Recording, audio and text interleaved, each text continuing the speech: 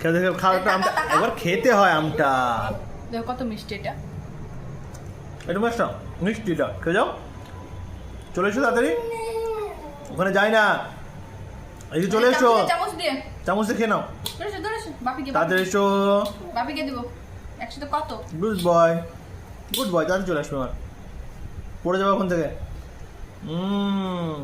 সাবাস, বসো। আগে একটু লাও কেক কিনে দেবো না। এবার চামচ এবার খেয়ে দেখো এবার চামচ লাও, এই চামচ লাও লে।